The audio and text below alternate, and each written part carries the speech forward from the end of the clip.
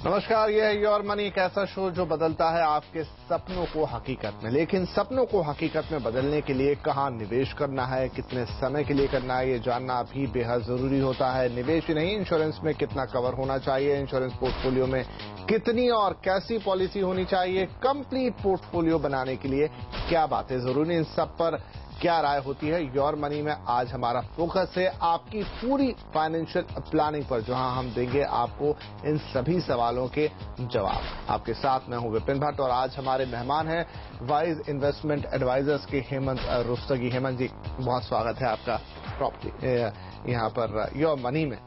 और आइए हम फाइनेंशियल प्लानिंग की यहां पर शुरुआत करते हैं। हमारे साथ हमारे पहले कॉलर हैं सुनील अग्रवाल साहब गाजियाबाद से। लंबा चौड़ा सवाल उन्होंने भेजा है, फोन लाइन पर भी उपलब्ध हैं। सुनील जी, पूछिए अपना सवाल। हेलो। हाँ जी, नमस्ते, पूछिए अपना सवाल। हाँ सर, मैंने आपको क्या कहते अपने डिटेल्स मेल किए थे। मैं 30 इयर्स का हूँ जी।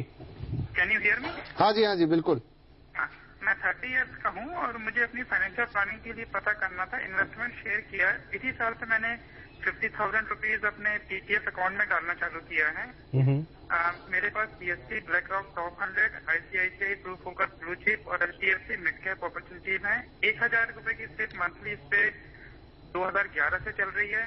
HDFC click to protect term cover अभी लिया है 4 दिन पहले 50 लाख का। मेरे पास जीवन आनंद है 25,000 रुपए साल और जीवन सरल है 12,000 रुपए साल।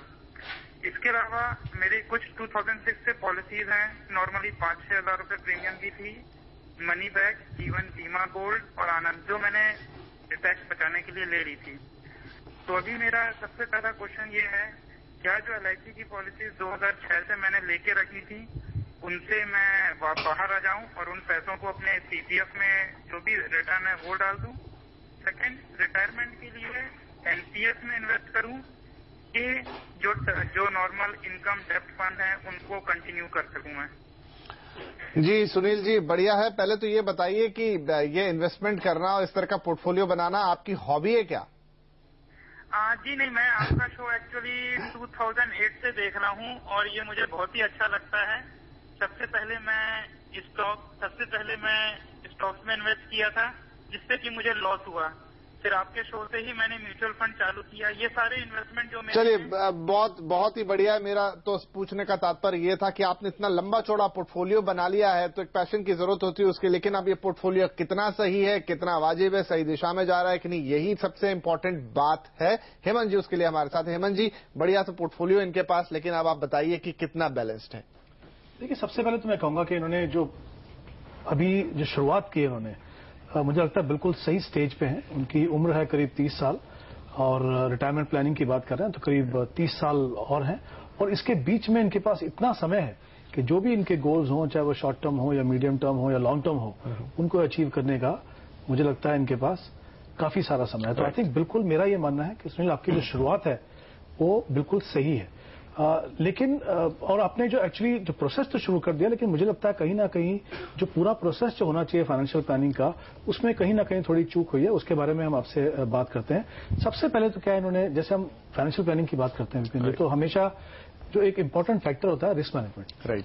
क्योंकि अगर आप देख लें तो फिर कोई आप रिस्क नहीं लेते हैं आगे। यानी हम बात कर रहे हैं यहाँ पे लाइफ इंश्योरेंस की, हम बात कर रहे हैं हेल्थ इंश्योरेंस की, हम बात कर रहे हैं जो भी आपने प्रॉपर्टी बनाई हो उसकी इंश्योरेंस की। और साथ में एक इंपॉर्टेंट एस्पेक्ट ये है कि आप एक इमरजेंसी फंड बनाइए जो हम तकरीबन कहते हैं कि 6 महीने के एक्सपेंसेस के बराबर होना चाहिए, ताकि कोई भी इमरजेंसी आए आपको तो आप लिक्विडिटी की वजह से उसकी कोई परेशानी आपको ना हो। अब यहाँ पे अगर हम देखें जो टर्म प्लान है इन्होंने लिया है 50 लाख का टर्म प्लान, मैं कह दूं कि बहुत ही अच्छा प्रोडक्ट है। अगर आपको प्योर रिस्क कवर चाहिए तो मुझे लगता नहीं कि इससे अच्छा कोई प्रोडक्ट है, क्योंकि एक तो आपको जितना इंश्योरेंस चाहिए वो मिलता है जो आपको ट्रेडिशनल इंश्योरेंस में नहीं मिलेगा, और उसका जो प्रीमियम है वो भी काफी कम रहता है। लेकिन यहाँ पे जो इन्होंने जो रिस्क कवर लिया है वो 50 लाख का लिया है और उन्होंने कहा है कि इनकी एनुअल इनकम जो है करीब 9.5 लाख है। तो अगर हम एक थंब रूल भी लगाएं 10 गुना आपकी जो इनकम का, तो भी 1 करोड़ का चाहिए। तो सबसे पहले तो मुझे लगता है कि इनको एक 50 लाख की और टर्म प्लान लेनी चाहिए। इनके पास HDFC की क्लिक टू प्रोटेक्ट है, बेसिकली वो काफी अच्छी प्लान है, उन्हीं में और 50 लाख की दूसरी एडिशन कर लेंगे तो बढ़िया वो रहेगा। ये कर सकते हैं। दूसरा, इन्होंने कहा कि पेरेंट्स के लिए उन्होंने हेल्थ इंश्योरेंस लिया है। इन्होंने ये कहा कि वो शादीशुदा हैं, ये नहीं कहा कि उनके बच्चे हैं कि नहीं। पेरेंट्स के लिए इन्होंने यहाँ पे हेल्थ इंश्योरेंस लिया है। अपने बारे में और अपनी वाइफ के बारे में, अगर बच्चे हैं तो उनके बारे में कोई भी जो हेल्थ इंश्योरेंस है कि नहीं, अगर उन्होंने नहीं बताया है। अगर वो नहीं है तो मैं कहूंगा कि वो आप ले लीजिए। एक यंग फैमिली है तो एक फैमिली फ्लोटर जो हेल्थ इंश्योरेंस प्लान है वो अगर ले लेंगे तो बिल्कुल ठीक है। और जैसा मैंने कहा अभी कि एक इमरजेंसी फंड बना लीजिए आपके 6 महीने के एक्सपेंसेस से। उसका इंपॉर्टेंट फैक्टर इसलिए है कि जैसे आप लॉन्ग टर्म के लिए प्लान कर रहे हैं अपनी इंश्योरेंस, अपनी जो रिटायरमेंट प्लानिंग के या घर बनाने के लिए, तो कहीं भी आपको कहीं किसी तरीके से रुकावट यहाँ पे नहीं आएगी। तो इन्होंने कहा यहाँ पे इनके 2 इंपॉर्टेंट गोल है यहाँ पे। पहला गोल जो है उन्होंने कहा रिटायरमेंट के लिए 30 साल का इनके पास समय है। 50,000 रुपये ये PPF में उन्होंने ऑलरेडी इन्वेस्ट करना शुरू कर दिया है यहाँ पे। इन्होंने कहा कि उनको 50,000 रुपये की मंथली इनकम चाहिए रिटायरमेंट के बाद। मुझे लगता है यहां से अगर हम 30 साल की बात कर रहे हैं तो शायद उतना नहीं होगा। मेरा ये मानना है कि इनको कम से कम 2 करोड़ का कॉर्पस बनाना चाहिए, ताकि अगर हम 7 या 8% का अगर टैक्स फ्री रिटर्न मान के चलें तो करीब 1 या सवा लाख की इनकम इनको हर महीने वहां पे मिलती रहेगी। अगर मैं 50,000 की इन्वेस्टमेंट लूं इनकी हर साल जो PPF में इन्वेस्ट कर रहे हैं 8% के हिसाब से, तो करीब 40 लाख का ये वहां पे कॉर्पस बनेगा। और बाकी जो है उनको करीब 1 करोड़ 60 लाख का कॉर्पस बनाने की जरूरत है यहां पे, क्योंकि 30 साल का समय है। अगर इक्विटी या इक्विटी जैसी इन्वेस्टमेंट में अगर ये इन्वेस्ट करेंगे तो 12% का अगर हम रिटर्न मान के चलें तो करीब 6,000 रुपये इनको हर महीना इसके लिए इन्वेस्ट करना है। दूसरा जो गोल है, इन्होंने कहा 5 साल में करीब 7 लाख रुपए चाहिए इनको घर के लिए। जी, मैं ये मान के चल रहा हूं कि शायद वो लोन लेने का देख रहे होंगे तो ये मार्जिन मनी के हिसाब से इनको लगेगा। 7-8 साल का जो समय है यहाँ पे ये अगर किसी बैलेंस फंड में अगर इन्वेस्ट करें और यहाँ पे करीब हम 10% का रिटर्न मान के चले तो उसके लिए भी इनको करीब 6,000 का इन्वेस्ट करना है। तो कुल मिला के 12,000 की इन्वेस्टमेंट करनी है, जो इनके एडिशनल 50,000 की जो इन्वेस्टमेंट कर रहे हैं उसके अलावा मिला के 62,000 रुपए का इनको टोटल इन्वेस्टमेंट करना है। जी बिल्कुल। इसके अलावा इन्होंने कहा इनके पास कुछ ट्रेडिशनल प्लान्स हैं, जैसे जीवन सरल है, जीवन आनंद है। मुझे लगता है कि अगर ये अपनी इंश्योरेंस को 1 करोड़ कर लें तो जो ट्रेडिशनल प्लान है उसको इनको धीरे धीरे फेज आउट करना चाहिए, क्योंकि इतने लंबे समय के लिए इन जो पॉलिसीज में आपको इतनी अच्छी रिटर्न नहीं मिलेगी कि आप इन्फ्लेशन को बीट कर सकें। एक तो ये है। दूसरी, इनकी जो इन्वेस्टमेंट है, यहाँ पे 3 फंड की उन्होंने बात की है। एक ही चेंज मैं इनको यहाँ पर रिकमेंड करना चाहूंगा कि DSP BlackRock 100 को अगर वहां पे SIP बंद करके आप बिरला सन लाइफ फ्रंटलाइन इक्विटी में अगर आप कर ले, और तीनों फंड में जो बाकी 2 फंड है ICICI फोकस और HDFC मिड कैप अपॉर्चुनिटी, तीनों में अगर 2-2 हजार रुपए इन्वेस्ट करें तो जैसा मैंने कहा 6,000 की इन्वेस्टमेंट करने की जरूरत है आपको। इनका टारगेट यहाँ पे पूरा होगा। और अगर हम बैलेंस फंड की बात करें तो HDFC प्रूडेंस और ICICI बैलेंस, ये 2 फंड है, ये इनको देख ले। इन्होंने साथ में एक और चीज कही है इन्होंने कि क्या वो FD देखें या NCD देखें। देखिए, इतने लंबे समय के लिए जब आप इन्वेस्ट करते हैं, स्पेशली जब आपको इन्फ्लेशन को बीट करना है, तो टैक्स एफिशिएंट रिटर्न में जाइए। और एक इंपॉर्टेंट फैक्टर इनके लिए यहाँ पे ये है कि इनकी इनकम अभी 9.5 लाख है। धीरे धीरे इनकम बढ़ेगी, 30% टैक्स ब्रैकेट में आएंगे। तो बहुत ही इंपॉर्टेंट है कि टैक्स एफिशिएंसी को ध्यान में रखें। तो मुझे लगता है म्यूचुअल फंड जैसे ऑप्शन रखेंगे तो अच्छा, या PPF बहुत अच्छी ऑप्शन है क्योंकि टैक्स फ्री रिटर्न मिलता है, या टैक्स फ्री बॉन्ड जैसे ऑप्शन है। ऐसे ऑप्शन देखिए जहां पे पोस्ट टैक्स रिटर्न अच्छा हो, ताकि आप इन्फ्लेशन को बीट कर सकें। तो चलिए सुनील जी, आपकी परफेक्ट फाइनेंशियल प्लानिंग यहाँ हो गई है। आपने अच्छी शुरुआत की है, 70% आप ट्रैक पे हैं। जो थोड़ा बहुत 30% का यहाँ मार्जिन है, आपका इमरजेंसी फंड हो गया, आपका अपना लाइफ कवर हो गया, उसको बढ़ाने की बात, और थोड़े बहुत चेंजेस यहाँ पर जो आप SIP कर रहे हो, ट्रेडिशनल प्लान से जो छुटकारे की यहाँ पर सर बात कर रहे हैं, इन बातों को थोड़ा ध्यान दे लीजिए। हम पूरी उम्मीद करते हैं कि आपने जो भी गोल्स अपने लिए बनाए वो सब आप अचीव कर पाएंगे, और वो भी बेहद आसानी के साथ। और यहाँ पर वक्त हो गया एक छोटे से ब्रेक का, लेकिन ब्रेक के बाद बात करेंगे आपकी फाइनेंशियल प्लानिंग में सही एसेट एलोकेशन है क्या नहीं है, उसकी अहमियत कितनी है, इन सब पे होगी बात। अब बने रहिए हमारे साथ।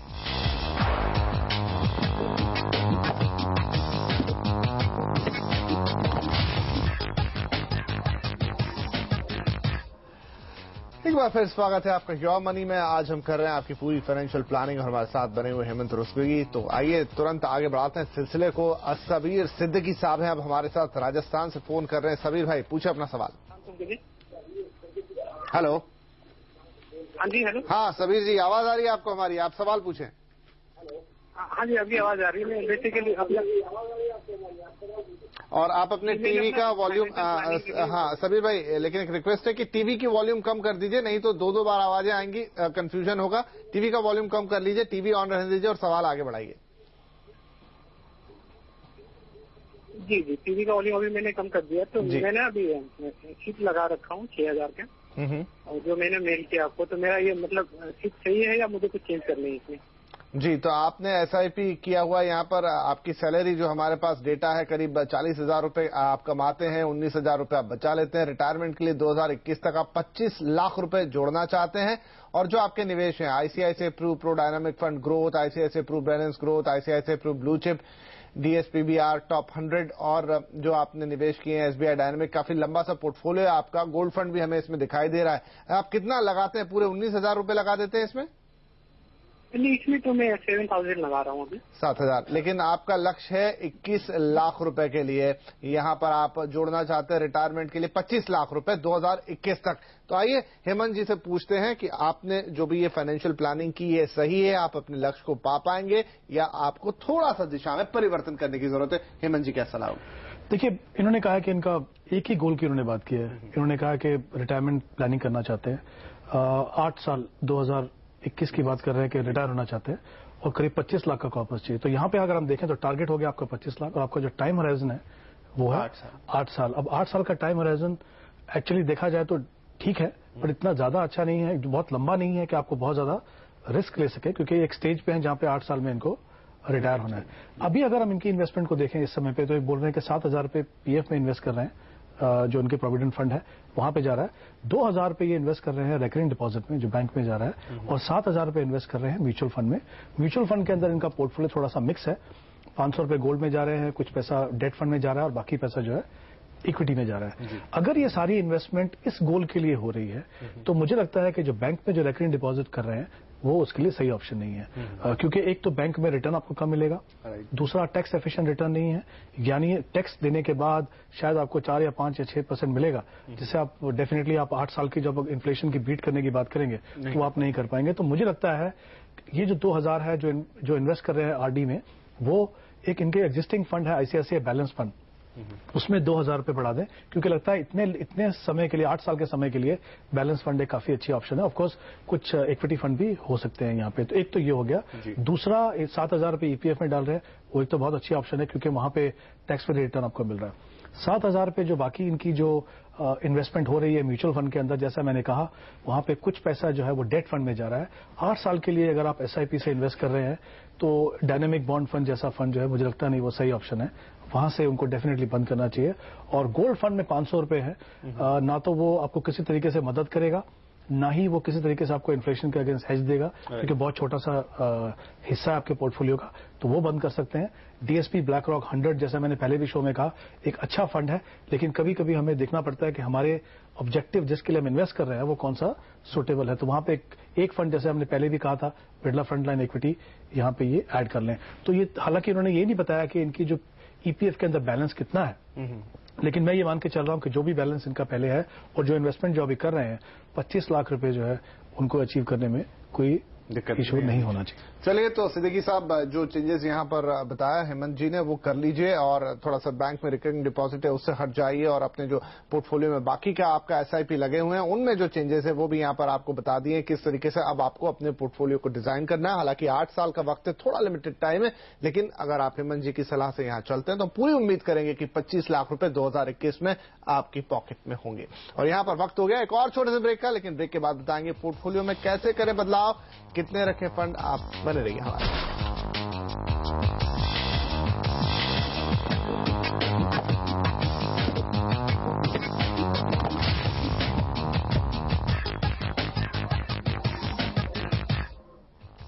प्योर मनी में आपका एक बार फिर स्वागत है। आज हम कर रहे हैं आपकी पूरी फाइनेंशियल प्लानिंग। हमारे साथ बने हुए हेमंत जी। आइए सवाल जवाब के सिलसिले को आगे बढ़ाएं। अब फोन लाइन पर हमारे साथ है गणेश सिंह, पटना बिहार से। गणेश जी, पूछे अपना सवाल। लगता है हमारा संपर्क गणेश से नहीं हो पाया। बहरहाल उनका सवाल आपके सामने है। 30 साल के हैं, सैलरी 30,000 रुपए महीना है, हर महीने 6 से 7,000 रुपए बचा लेते हैं। तो ये तो हो गया कि कितना कमाते हैं। अब निवेश कहाँ करते हैं? एचडीएफसी टैक्स सेवर में एसआईपी कर रखा है, पीपीएफ में 1,000 रुपए डालते हैं, एलआईसी की जीवन सुरभि पॉलिसी उनके पास है, और यहाँ पर वो पूछना चाहते हैं कि उनका जो मौजूदा पोर्टफोलियो है उसमें क्या किसी बदलाव की जरूरत है, और एक अच्छी सी हेल्थ पॉलिसी भी वो ढूंढ रहे हैं, साथ ही एक टर्म प्लान भी लेना चाहते हैं, तो क्या सलाह इनके लिए बनेगी हेमंत जी? देखिए, अभी तक जो इन्होंने इन्वेस्टमेंट की है वो मेरे को लगता है वो टैक्स सेविंग के हिसाब से है, क्योंकि एक टैक्स सेवर है और एक आई थिंक पीपीएफ में कुछ थोड़ा पैसा डाल रहे हैं, तो अभी तक जो भी इन्वेस्टमेंट हो तो टैक्स सेविंग के हिसाब से है। साथ में इन्होंने कहा कि कुछ 6 या 7 हज़ार रुपए वो इन्वेस्ट करना चाहते हैं। यहाँ पे आई थिंक बहुत इंपॉर्टेंट है किसी भी इन्वेस्टर जो गणेश हैं और उनके जैसे जो भी लोग इन्वेस्ट करना चाहते हैं, ये समझना कि कभी कभी हमको लगता है कि हमारे पास थोड़े पैसे हैं, चलिए इन्वेस्ट करना शुरू करते हैं। बिना किसी प्लानिंग के, बिना किसी डायरेक्शन के जब हम इन्वेस्ट करते हैं तो हमें मालूम नहीं कितना समय के लिए इन्वेस्ट करना है। क्या हम शॉर्ट टर्म के लिए इन्वेस्ट कर रहे हैं, क्या हम लॉन्ग टर्म के लिए इन्वेस्ट कर रहे हैं, क्या सेफ्टी देखें या ग्रोथ देखें, क्योंकि हमने कुछ प्लान नहीं किया। दूसरा, जब भी वॉलेटिलिटी आगे आएगी, क्योंकि हम मेंटली प्रिपेयर्ड नहीं है वेट करने के लिए, तो हमको लगेगा यहां से निकल जाते हैं, कहीं और चले जाते हैं। तो मुझे लगता है बिल्कुल सही स्टेज है उनके लिए फाइनेंशियल प्लानिंग अडॉप्ट करने की। इन्वेस्टमेंट करने से पहले एक फाइनेंशियल प्लानिंग का जो प्रोसेस है, जो हमेशा अपने शो में बात करते हैं, वो उनको फॉलो करना चाहिए। अपने जो भी गोल्स हैं, हम सभी को मालूम है, कभी कभी होता है हमको मालूम है हम क्या करना चाहते हैं अपने पैसे से, शायद हम उनको ठीक से बना नहीं पाते हैं, तो अगर जरूरत हो तो किसी प्रोफेशनल एडवाइजर की हेल्प लीजिए, नहीं तो खुद से भी कर सकते हैं। हमको मालूम है हमको क्या करना है अपने पैसे के लिए, तो वो गोल्स बना लीजिए, कितना समय हमको वो देख लीजिए, कितना टारगेट हमको अचीव करना है, उसके हिसाब से अपने इन्वेस्टमेंट कीजिए। उसका सबसे बड़ा फायदा ये है कि ये आपको बताता है कि आप अपनी एसेट एलोकेशन कैसे करें। अब एसेट एलोकेशन जो है बहुत ही इंपॉर्टेंट है किसी भी इन्वेस्टर के लिए, यानी आप कितना पैसा इक्विटी में डालें, कितना गोल्ड में डालें, कितना डेट में डालें। ये इसलिए इंपॉर्टेंट है क्योंकि सारी एसेट क्लासेस जो है समय समय पे डिफरेंट तरीके से बिहेव करती हैं, उनकी परफॉर्मेंस डिफरेंट रहती है। तो क्योंकि आप डाइवर्सिफिकेशन करते हैं, आपका पोर्टफोलियो का कुछ ना कुछ हिस्सा हमेशा के लिए चलता रहता है। दूसरा इंपॉर्टेंट इसलिए है, ये डिफाइन करता है कि आप किस तरह का रिस्क अपने पोर्टफोलियो में ले रहे हैं। अगर आप ज्यादा इक्विटी में डाल रहे हैं तो ज्यादा रिस्क ले रहे हैं, लेकिन पोटेंशियल भी आपके पास ज्यादा है, तो वो भी डिसाइड करता है किस तरह का रिटर्न मिलेगा, वो भी आपको एसेट एलोकेशन से ही पता चलेगा। तो ये आप देखना बहुत जरूरी है। दूसरा, इन्होंने कहा कि ये एक इंश्योरेंस लेना चाहते हैं, जैसे हमने शो में बात की, टर्म प्लान दोनों, जैसे हमने शो में पहले भी बात की थी, term plan pure risk cover के लिए बहुत ही अच्छी है। हमने ऑलरेडी एक टर्म प्लान की बात की है, एचडीएफसी की क्लिक टू प्रोटेक्ट है, और आईसीआईसीआई प्रू की आई केयर भी देख सकते हैं। साथ ही हेल्थ इंश्योरेंस भी लेना बहुत ही जरूरी है। जैसे हमने पहले शो में रिस्क मैनेजमेंट की बात की थी, तो यहां पे भी वो अपोलो म्यूनिक या मैक्स बुपा का जो इंडिविजुअल प्लान है वो ले सकते हैं, क्योंकि अभी उनको अपने खुद के लिए इंश्योरेंस चाहिए। तो मुझे लगता है बजाय इसके कि ये देखें हम 6-7 हज़ार रुपए कहां डालें, गोल्स को डिफाइन कर ले, रिस्क कवर कर ले, तो क्या होगा, आपके पैसे को डायरेक्शन मिलेगा।